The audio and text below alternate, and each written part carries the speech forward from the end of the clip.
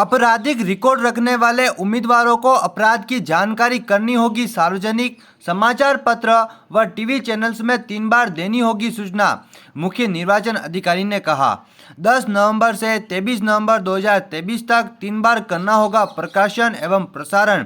भारत निर्वाचन आयोग के निर्देशानुसार विधानसभा आम चुनाव 2023 के दौरान आपराधिक रिकॉर्ड वाले उम्मीदवारों और संबंधित राजनीतिक दलों को उम्मीदवार की आपराधिक पृष्ठभूमि की जानकारी 3 बार अलग अलग तय समयावधि में समाचार पत्रों में प्रकाशित तथा टीवी चैनल्स में प्रसारित करना होगा।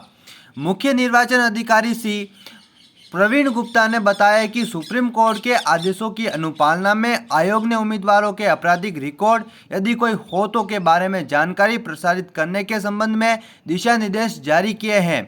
सभी राजनीतिक दलों को जिनके द्वारा आपराधिक पूर्वावृत्त रखने वाले व्यक्तियों को उम्मीदवार बनाया गया है उन्हें भारत निर्वाचन आयोग द्वारा निर्धारित नवीन प्रारूप C7 में ऐसे अभ्यर्थी के चयन से 48 घंटे के भीतर यह प्रकाशित करना होगा कि उनके द्वारा आपराधिक पूर्वावृत्त रखने वाले व्यक्ति को उम्मीदवार क्यों चुना गया है।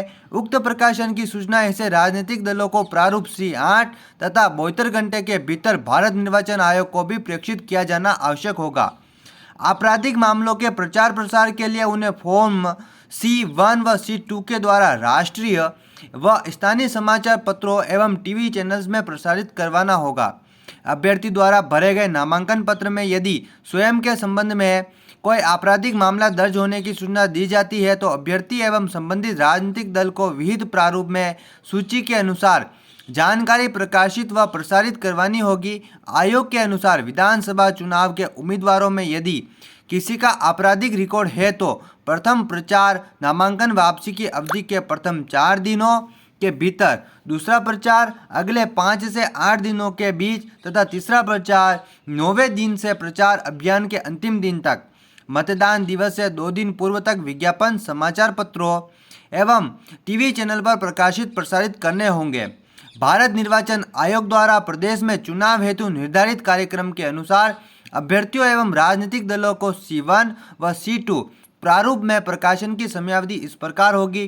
प्रथम प्रकाशन 10/11/2023 से दिनांक 13/11/2023 के बीच, द्वितीय प्रकाशन 14/11/2023 से दिनांक 17/11/2023 के बीच, तृतीय प्रकाशन दिनांक 18/11/2023 से चुनाव प्रचार की अंतिम तिथि दिनांक 23/11/2023 तक। ऐसे राष्ट्रीय स्तर के समाचार पत्र जिनकी प्रसार संख्या 75,000 प्रतिदिन हो तथा स्थानीय समाचार पत्र जिनकी प्रतिदिन 25,000 प्रतियां प्रकाशित होती हो में उक्त निहित C1 व C2 प्रारूप प्रकाशित करवाने होंगे। इसी प्रकार विभिन्न टीवी चैनलों में भी इसका प्रसारण करवाना होगा, जिसकी समयावधि प्रातः 8 से रात्रि 10 बजे के बीच न्यूनतम 7 सेकंड के लिए की जानी आवश्यक है।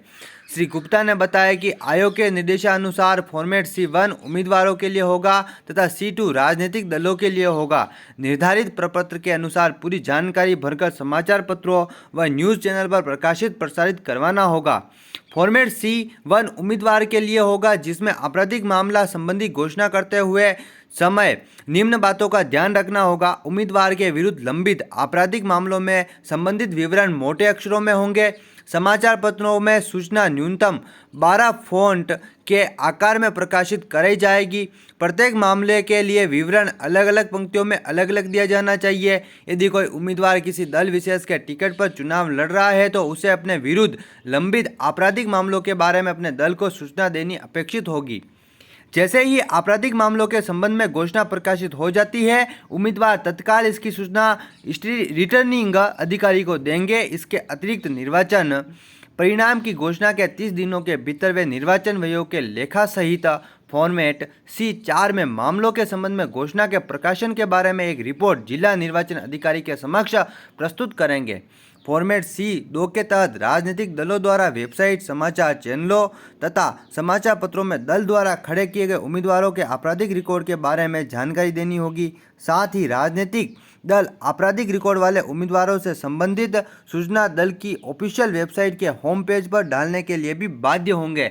यदि यह वीडियो आपको पसंद आया हो तो हमारे चैनल को सब्सक्राइब करिएगा, लाइक करिएगा, शेयर करिएगा। धन्यवाद।